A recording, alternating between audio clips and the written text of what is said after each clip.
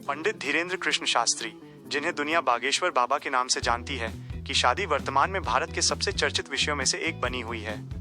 Social media से लेकर मुख्यधारा की मीडिया तक हर जगह उनके विवाह को लेकर तरह तरह की अटकलें लगाई जाती रही हैं।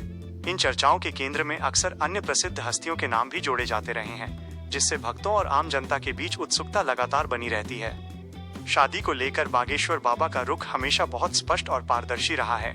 उन्होंने बार बार सार्वजनिक मंचों से ये घोषणा की है कि वे कोई साधु संत या सन्यासी नहीं हैं, बल्कि एक सामान्य गृहस्थ जीवन जीने का इरादा रखते हैं।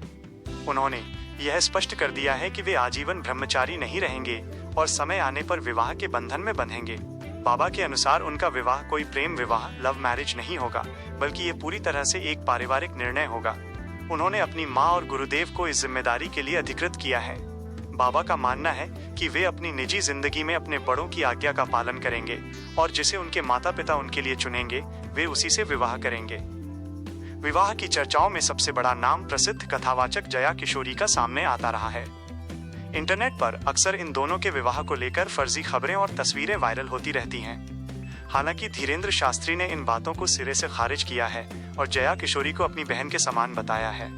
उन्होंने स्पष्ट शब्दों में कहा है कि उनके बीच केवल एक पेशेवर सम्मान और आध्यात्मिक जुड़ाव है, विवाह जैसी कोई बात सत्य नहीं है। शादी के आयोजन को लेकर भी बाबा ने एक अनोखी घोषणा की है।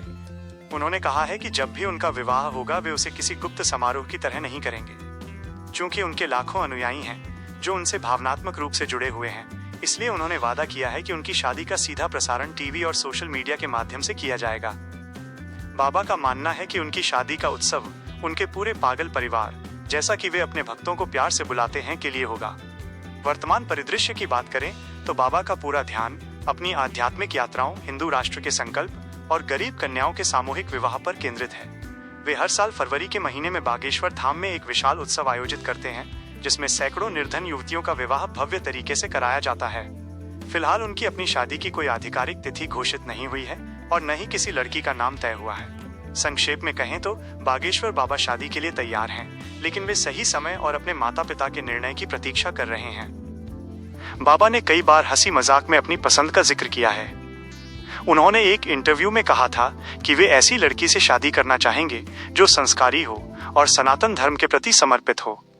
सबसे महत्वपूर्ण बात यह है कि वो उनके परिवार और उनके माता पिता की सेवा करने वाली हो।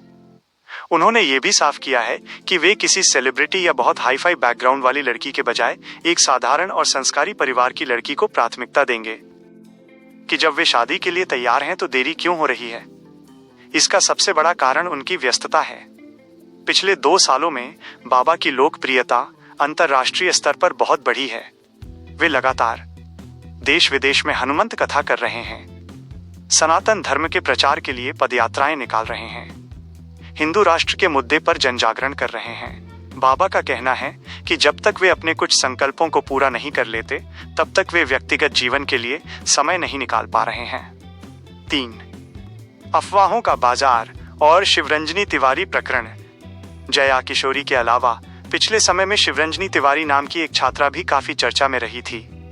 उन्होंने गंगोत्री से बागेश्वर धाम तक कलश यात्रा निकाली थी और बाबा से शादी करने की इच्छा जाहिर की थी। हालांकि धीरेन्द्र शास्त्री ने इस पर कभी कोई सीधी प्रतिक्रिया नहीं दी और न ही उनसे मुलाकात की।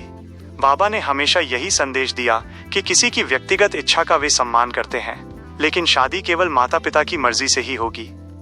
4. बागेश्वर धाम का भविष्य और शादी।